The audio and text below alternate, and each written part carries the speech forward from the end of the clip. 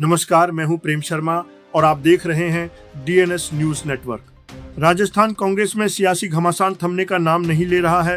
प्रदेश कांग्रेस अध्यक्ष गोविंद सिंह डोटासरा और पूर्व मुख्यमंत्री अशोक गहलोत के बीच चल रही जुबानी जंग अब और तेज होती दिखाई दे रही है। इसलिए मैं कांग्रेस का काम कर रहा हूँ। कोई व्यक्ति काम करे, अपनी ब्रांडिंग के लिए करे, वो उनको मुबारक हो। गोविंद डोटासरा कांग्रेस के लिए काम करता है। जब तक कांग्रेस में हूँ, कांग्रेस के लिए काम करूंगा। व्यक्ति की ब्रांडिंग के लिए मैं काम नहीं करूंगा। मेरा कोई दूसरा इधर उधर का है ही नहीं। वो चाहे पायलट साहब हो, चाहे अशोक गहलोत जी हो, गोविंद, मैं नहीं कहता मैं उनसे बड़ा हूँ, लेकिन मैं पार्टी चला रहा हूँ, तो पार्टी का कार्यकर्ता बन करके मेरे यहाँ आ रहा है, तो मैं उसका स्वागत करूंगा। यही सवाल। हाल ही में डोटासरा के व्यक्तिगत ब्रांडिंग वाले बयान के बाद अब अशोक गहलोत का नया बयान राजनीतिक गलियारों में चर्चा का विषय बन गया है। वो झूठे प्रशासन बनाते झूठे हो। मैंने एक बार बिरला होटल में कह दिया, जो बहुत बड़ा संबंध था शिक्षकों का। मैंने कहा भाई कि आपके यहाँ करप्शन होता है क्या?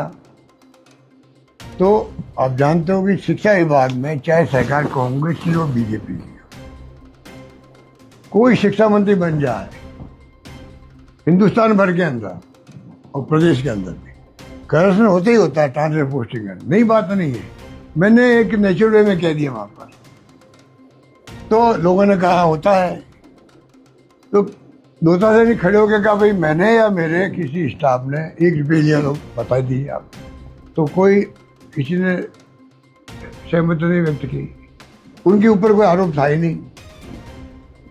तब भी विपक्ष के लोग रोज डोटासरा जी को आरोप लगाते हैं करप्शन के।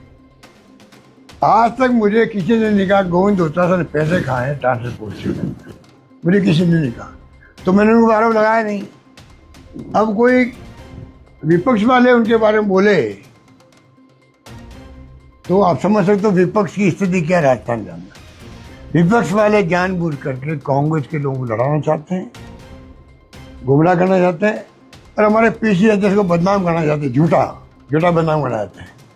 तो कहना का मतलब है कि विपक्ष का काम यही है, उसके में चिंता नहीं करनी चाहिए। गहलोत ने अपने बयान में विपक्ष के आरोपों का जिक्र करते हुए कहा कि जब गोविंद सिंह डोटासरा शिक्षा मंत्री थे, तब जयपुर में शिक्षकों के एक कार्यक्रम के दौरान उन्होंने खुद मंच से पूछा था कि क्या तबादलों में पैसे लिए जाते हैं और क्या शिक्षा विभाग में भ्रष्टाचार होता है। गहलोत ने बताया कि उस समय कुछ लोगों ने विभाग में भ्रष्टाचार की बात कही, लेकिन जब डोटासरा ने यह पूछा कि क्या उन्होंने या उनके किसी स्टाफ ने कभी पैसे लिए हैं, तो किसी ने भी इसकी पुष्टि नहीं की। अशोक गहलोत ने साफ कहा कि वे व्यक्तिगत रूप से जानते हैं कि गोविंद सिंह डोटासरा ने 1 रुपया भी नहीं लिया। हालांकि उन्होंने यह भी माना कि शिक्षा विभाग में ट्रांसफर और पोस्टिंग के दौरान भ्रष्टाचार की शिकायतें लंबे समय से सामने आती रही हैं और यह केवल राजस्थान ही नहीं बल्कि देश के कई राज्यों की समस्या है। इस दौरान गहलोत ने मुख्यमंत्री पद को लेकर भी बड़ा बयान दिया। उन्होंने कहा कि कार्यकर्ता भावनाओं में नारे लगाते हैं, लेकिन मुख्यमंत्री कौन बनेगा इसका फैसला केवल पार्टी हाईकमान करता है। इसके लिए सर्वे, विधायकों की राय और जनता के फीडबैक के आधार पर निर्णय लिया जाता है। गहलोत ने विपक्ष पर आरोप लगाया कि वह जानबूझकर कांग्रेस के भीतर मतभेद दिखाने की कोशिश कर रहा है और प्रदेश कांग्रेस अध्यक्ष गोविंद सिंह डोटासरा की छवि खराब करने का प्रयास कर रहा है।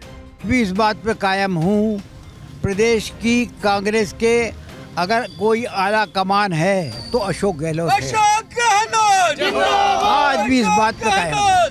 हमारा दिल्ली का हाई कमान अलग है, वो सबसे बड़ा हाई कमान है, लेकिन राजस्थान में कांग्रेस का हाई कमान अशोक गहलोत है।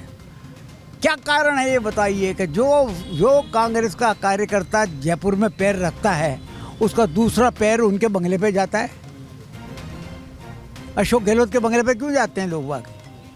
उतरते ही, चाहे रेल से उतरे, चाहे बस से उतरे, चाहे कार से उतरे, उतरते ही आदमी सबसे पहले वहां जाता है। क्या कारण है?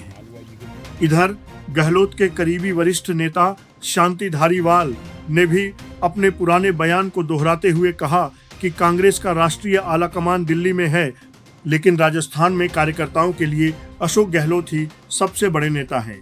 धारीवाल ने यह भी कहा कि प्रदेश का कोई भी कार्यकर्ता जयपुर पहुंचते ही सबसे पहले गहलोत के निवास पर जाता है, जो उनकी लोकप्रियता को दर्शाता है। अब बड़ा सवाल यह है कि क्या कांग्रेस के भीतर यह बयानबाजी आने वाले दिनों में और तेज होगी या फिर पार्टी नेतृत्व इस विवाद को शांत कराने में सफल होगा, यह देखना बेहद दिलचस्प होगा।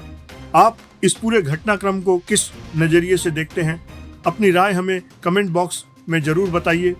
अगर आपको ये खबर महत्वपूर्ण लगी हो तो वीडियो को लाइक करें, अपने दोस्तों के साथ शेयर करें और ऐसे ही निष्पक्ष और विश्वसनीय समाचारों के लिए डीएनएस न्यूज नेटवर्क को सब्सक्राइब करना न भूलें। मैं हूं प्रेम शर्मा, मिलते हैं अगली बड़ी खबर के साथ। धन्यवाद।